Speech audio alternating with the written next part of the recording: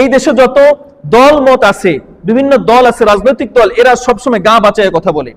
এরা সবসময় কোন কথা বললে এই দেশের মানুষের মন বিগড়ে যাবে এই হিসাব করে কথা বলে, কোন কথা বললে এই দেশে আমার প্রতিপক্ষরা নির্যাতন করবে এই হিসাব করে কথা বলে, কোন কথাটা বললে আমার দল ক্ষমতা যাইতে পারবে, ভারত বা আমেরিকা বা চীন বা জাপান কাদেরকে সন্তুষ্ট করতে পারলে আমার দল ক্ষমতায় যাবে এই চিন্তা করে কথা বলে। এই দেশের মানুষের স্বার্থে কথা বলে না, কারণ তাদের উদ্দেশ্য আসলে এই দেশের মানুষের স্বাধীনতা না, তাদের উদ্দেশ্য হলো আমার ক্ষমতা।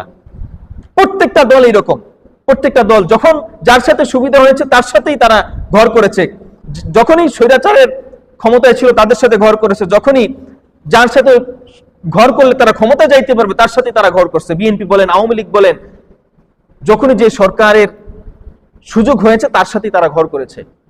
এই জন্য রাজনৈতিক দলগুলো কখনোই নিজের স্বার্থে, ক্ষমতার স্বার্থের বাইরে গিয়ে কথা বলতো না, সাধারণ মানুষের পক্ষে কথা বলতো না। তবে হ্যাঁ, সাধারণ মানুষের পক্ষে কথা বলতো তখন যখন এই কথাটা বিদেশি তাদের প্রভু যারা আছে তাদের বিরুদ্ধে না যায়, আর দেশের মানুষ সবাই যখন একটা জিনিস চায়, এটা ভালো হোক বা মন্দ হোক, তখন সেটার পক্ষে কথা বলে, সেটা ইসলামের পক্ষে হোক বা ইসলামের বিপক্ষে হোক।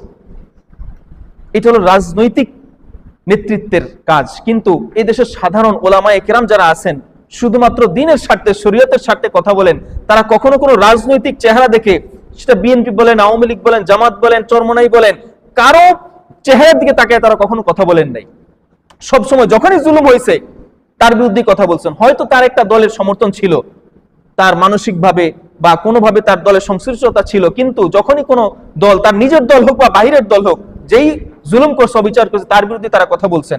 এটা সেই এরশাদের বিরুদ্ধেও কথা বলছেন, খালেদা জিয়ার বিরুদ্ধে যখন ষড়যন্ত্র, অত্যাচার, জুলুম হয়েছে তার বিরুদ্ধেও বলছেন, যখন শেখ হাসিনা জুলুম নির্যাতন করছে তখন তার বিরুদ্ধে কথা বলছেন।